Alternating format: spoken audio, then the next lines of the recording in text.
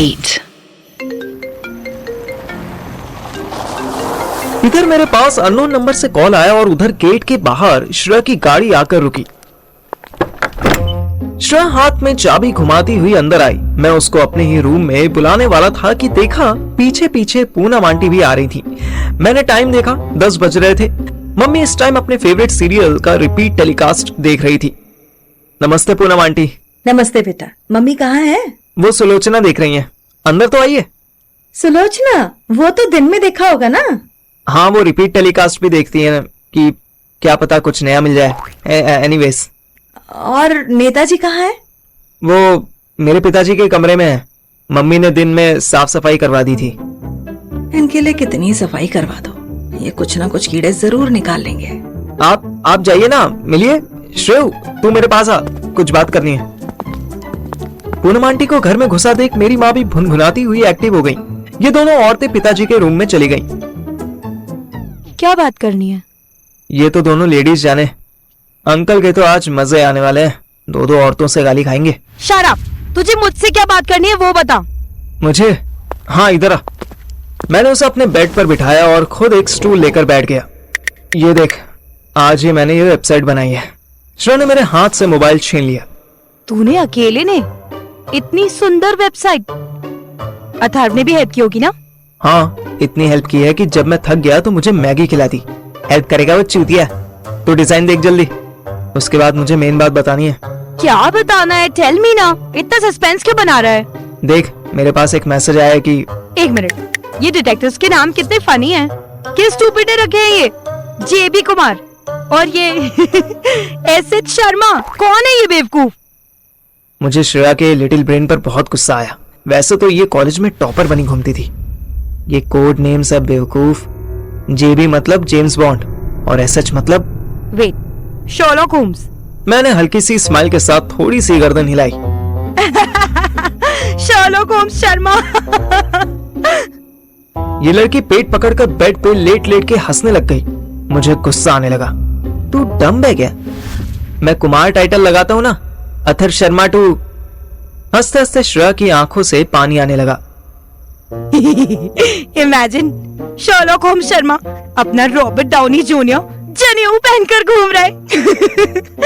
और मैं तेरी टीम में होती तो क्या नाम रखता मेरा? एमसी उपाध्याय या एनआर उपाध्याय? शट अप यार, एमसी तो बिल्कुल नहीं रखता। ये है कौन वैसे? एनआर तो नताशा रोमनॉफ होगी ना। पर ये मादरचो। अचानक श्रेया की हंसी पर ब्रेक लगा। Shut up! मार्गरेट कार्टर की बात कर रही थी। और मैं तुझसे कुछ इंपॉर्टेंट बात करने वाला हूँ। भले ही तुझे ये फनी लग रहा हो, बट अपने लिए ये इंपॉर्टेंट जॉब है और शायद तेरे लिए भी जाए। कैसे? मैंने उसको वो मैसेज दिखाया जो जस्ट उसके एंटर करने से पहले आया था। क्या आपकी कंपनी में कोई लेडीज नहीं है बात करने को? अब बोल, क्या समझी? यही कि कितनी स्पेलिंग मिस्टेक्स हैं इसमें। लेडीज को लेडीज लिखा हुआ है। अबे घोचू। ओहो, आई गेट इट यार। तू चाहता है कि मैं इससे बात करूं? हाँ, बस एक बार बात कर ले, उसके बाद कह दियो कि चैटिंग में कन्वर्सेशन होगा तो वो मैं मैनेज कर लूंगा। ओके, लेकिन मुझे पार्ट टाइम पार्टनर नहीं बनना। I want to give my full dedication. Deal. आज से तू परफेक्ट इन्वेस्टिगेटर्स की परमानेंट एम्प्लॉय हुई है। मैंने हाथ मिलाने के लिए आगे बढ़ाया तो श्रेया ने झटक दिया। ओह हेलो, ओवर स्मार्ट मत बन। अगर एम्प्लॉय हूँ तो पहले सैलरी डिसाइड कर। I need at least 6 lakhs per annum plus convenience plus TA and DA plus. Okay, तू पार्टनर है आज से। अब हाथ मिला। ओके, ला नंबर डायल करके दे। कमीनी पार्टनर है तो मेरी, बॉस नहीं। खुद डायल कर। बहुत सीरियस टोन में बात करियो। आप जिस व्यक्ति को कॉल कर रहे हैं वो अभी उत्तर नहीं दे रहे हैं। यार, इसने तो काट दिया। अब इसको व्हाट्सएप डाल, लेकिन टेक्स्ट नहीं, वॉइस नोट भेज की hello, I am a lady, I can. चल, don't teach your mother how to deliver babies. वाह, ये नया था। रिकॉर्ड करने दे। जिस टाइम श्रेया मैसेज रिकॉर्ड करके भेज रही थी, ठीक उसी टाइम रात में 10 बजे अथर बेचारा डिनर टेबल पर बैठकर मम्मी और पापा दोनों से डांट खा रहा था। पापा देख अथर की तरफ रहे थे, लेकिन सुना सुनीता आंटी को रहे थे। तुम सारा दिन घर रहती हो, तुम्हें भी तो ध्यान देना चाहिए कि तुम्हारा बेटा। वाह जी वाह, मैं ही सारा ध्यान दूं। हाँ, अपना दारू पी कर आओ रात में 11 बजे और झट से सो जाओ। मैं कब आया 11 बजे? 10 बजे तक आ जाता था। और दारू की बात कहाँ से? दारू की बात नहीं आएगी तो किसकी आएगी? बेटा बड़ा हो रहा है, इसको कोई मर्दों वाली बीमारी होगी तो मुझे थोड़ी बताएगा, तुम्हें ही तो बताएगा। पर बताए तो तब ना अरे जब। फिर वही बात, जब कह रहा हूँ कि ए जी देखो कह देती हूँ, मेरी बात मत काटा करो। और तुम जो मेरी बात काट रही हो उसका क्या? उसका क्यों होगा कुछ?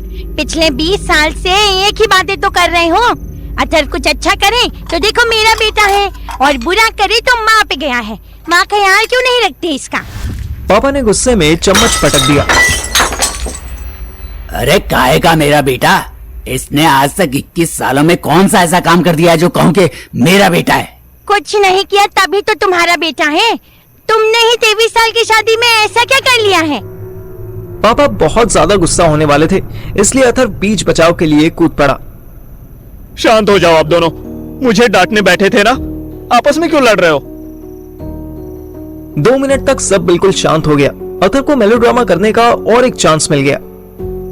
मैं ही सबसे नालायक हूँ पूरे घर में, मुझे ही कुछ नहीं आता। वो पार्थिव भी देखो कुछ न कुछ करता ही रहता है। एक मैं ही बेकारा बच्चा निकल गया जो माँ बाप का नाम डुबा रहा हूँ। पता नहीं अथर्व सच में सुबकने लगा था कि ये भी उसके ड्रामा का हिस्सा था, पर इस सुबकने का उसे फायदा हुआ। सुनीता आंटी तुरंत उठी और उसे गले लगा लिया। ना ना मेरा बच्चा, तेरी परवरिश खराब हुई है तो ये माँ बाप की गलती है ना बेटा, तेरी क्या गलती है?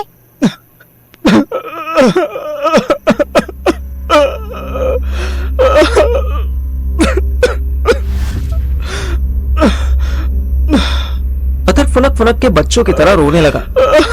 हाँ चढ़ाओ इसे सर पे, देखो रो कैसे रहा है। आप चुप रहो जी, बस रुलाना ही जानो सबको, हंसाना तो आता ही नहीं।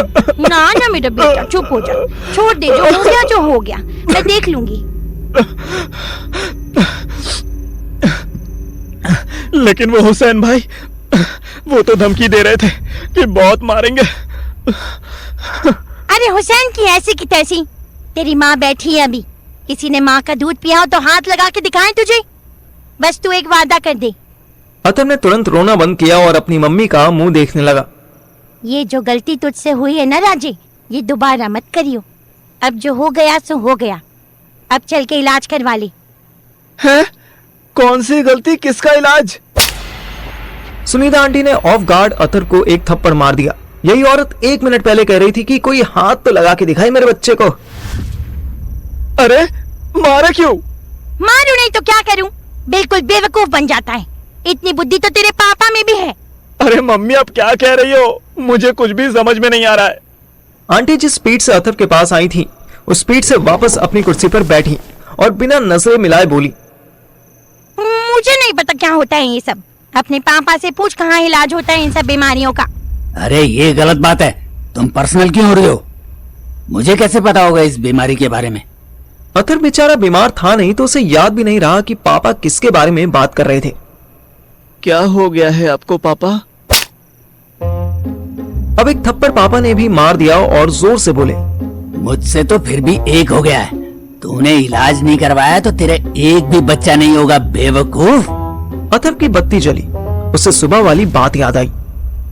ओह वो, हाँ ठीक है, इलाज करवा लूंगा।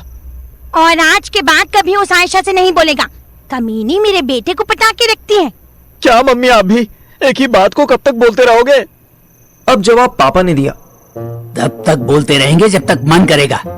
खाना खा रहे हो हमारा, हमारे घर में रह रहे हो, इतना तो हक है हमारा तुम पर। अब अथर्व ने गुस्से में चम्मच फेंक दिए।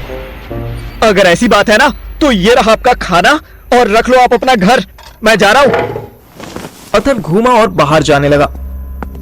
अरे आप भी ना कुछ भी बोल देते हो, रोको इसको। रहने दो, पार्थिव के घर जाएगा और कहीं नहीं, सुबह तक लौट आएगा। हाँ वैसे एक बार पहले भी तो ऐसे ही घर छोड़कर गया था, फिर लौट भी आया था। और कम से कम खाना तो पूरा खा के जाता। जैसा कद्दू चावल तुमने बनाया ना आज, दिल तो मेरा भी कर रहा है कि खाना और घर दोनों छोड़ के चला जाऊं। सुनीता आंटी कुछ नहीं बोली। उन्होंने बस पापा को घूर के देखा और पापा बस खाना खाने लगे। अथर्व जैसे ही मेरे घर आया, मैंने उसे अपने नए क्लाइंट की ऑडियो फाइल सुनाई। ऑडियो के पहले 3 सेकंड सुनते ही अथर्व के फेस पर बड़ी सी स्माइल आ गई।